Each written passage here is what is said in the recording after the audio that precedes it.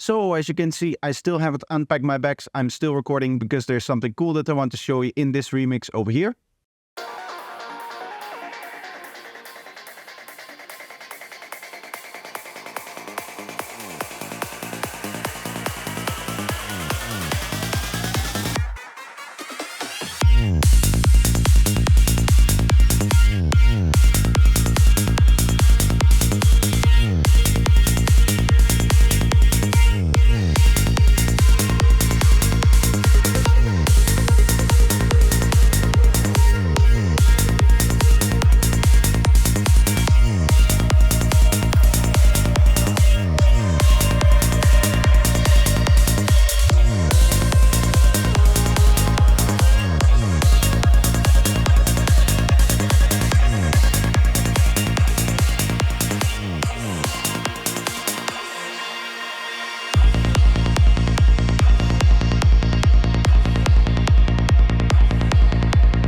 As you can hear, we have an amazingly powerful and energetic final drop here. And what I want to talk about today is how I build up this idea. So I'm first just going to go over the elements, starting off with the kick and bass.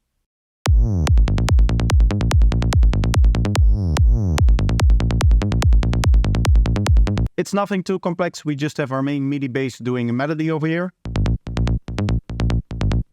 And then we have this glide bass here. Which is actually a variation on this preset over here by Mime B, which is the same bass that is used in the original track that this is a remix of. So this is just the normal slide bass variation. And what you would want to do is you would want to set the pitch bend up to 12 semitones. Let's make it so that we can automate the pitch bend. To make a glide like this, we're just going to lay down our note. And then the pitch bend automation should be something like this. Maybe one octave higher. Something like that maybe. You can change the shape a little bit. So that's how those glides are made. Now on top of that we need some drums. So that is when this comes in.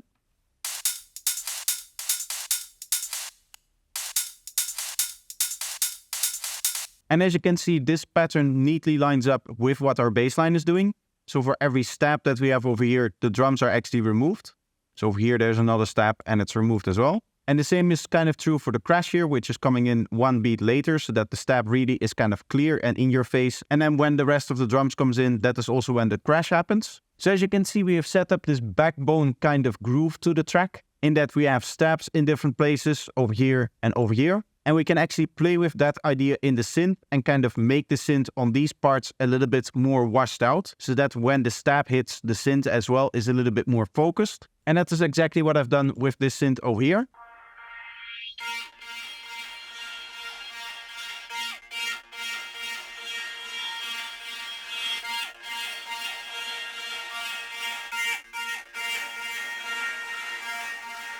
You can see that in the automations, as I go through them, there's a lot of different parameters that are just turned down for our parts where we are sliding, and then they're modulating up, or they're at a higher value when the rolling bass is playing. We of course also have some other automations to keep it interesting over time. And as you can see, it is morphing quite a bit as well, because this is turning into a more atmospheric sound throughout this part over here. So towards the end, it sounds really atmospheric.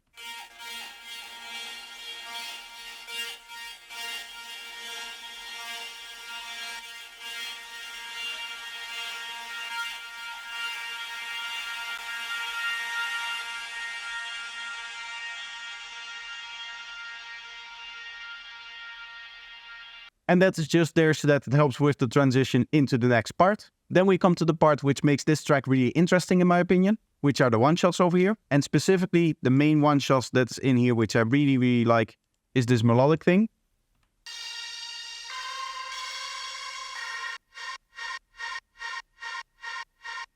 Now I don't have the original patch anymore, but I believe a lot of it is in the processing over here. So you can hear that whole tail is missing there, which is essentially this delay tail over here being sidechained by this LFO tool. And of course we have a big reverb to also drown it out and actually smooth out everything. But these patches are just in audio. As you can see, we have these audio plugs over here. And I've just rearranged them for all of the different variations here and here. And then there's some other detail sounds like this one over here, for example. This is just a nice Omnisphere patch where I had to change the delay, which is over here, the delay timing, so that it has this nice kind of looping effect to it. I have some cool little squelch effects over here that I'm doing.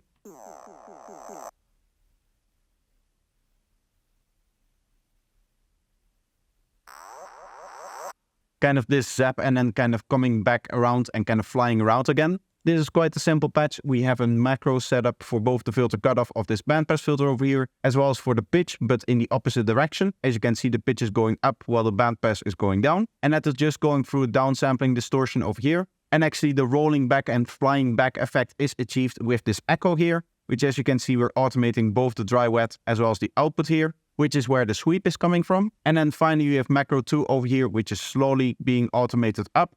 And this is set up to the bandpass as well.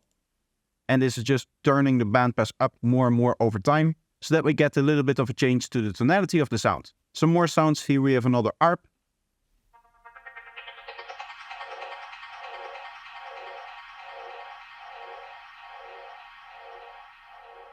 Hopefully you can start to see a theme of the one-shots in this part of the track, but if you aren't seeing a theme yet, here's what's happening with this sound. We have again another big delay tail, which we are actually changing over time. So in this case, the delay tail is kind of playing over here. And then we have this big reverb coming in to ensure that it rises up to this point. And then you can see the magic is actually happening in this high pass filter over here, which is being automated up and down. So that is where we get that kind of zooming in and out effect coming from. And yes, the theme in this part of the track is that I'm playing a lot with different effects on different delay tails and making the delay tails in and of themselves more interesting. That is also what is happening in some of these very interesting other kind of glitchy sounds.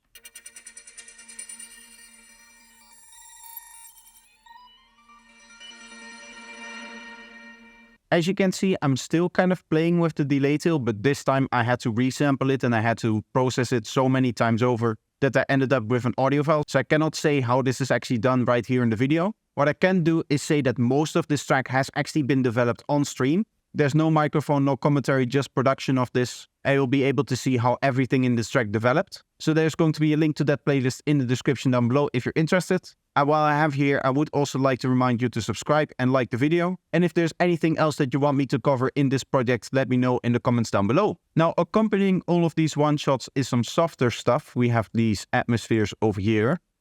Some of these are sampled directly from the original track, and some of these I've made myself.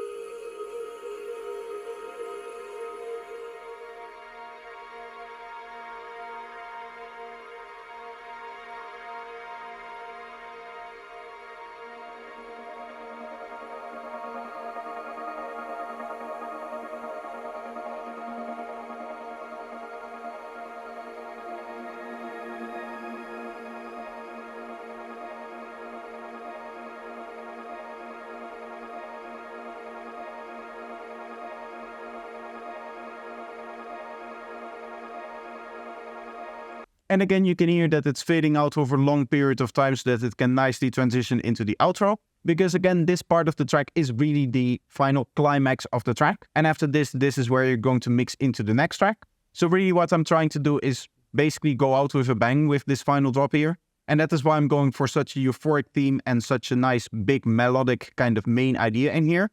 Another thing that is really helping consolidating the idea is the vocals.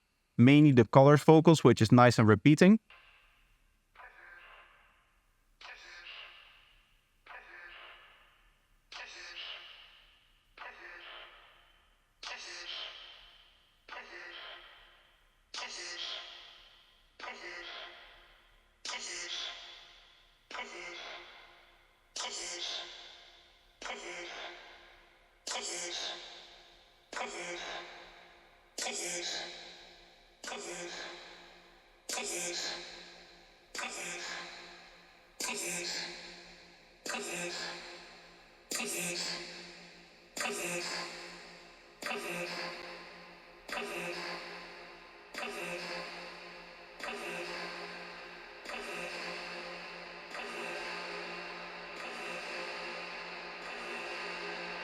And as you can hear, that is also constantly morphing and transforming. And the way that I've set it up is I really wanted to kind of poke through in the last part of the track and really draw the focus. That is kind of where I get used to the main big melodic plucks, as well as having gotten used to this synth over here, which has also gotten more and more into the background. And that is also where this final vocal is playing, as I said before, and this is also coming from the original track.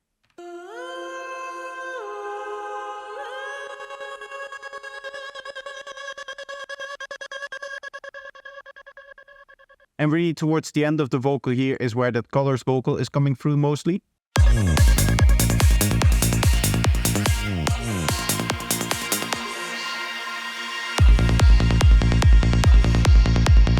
So I kind of wrote this as kind of the reveal of the final vocal of the track. Even though it is kind of shining through in the earlier parts as well, you cannot really hear what it's saying like clearly up until the end here. So that's everything that I can think of in just the writing of this small part of the track.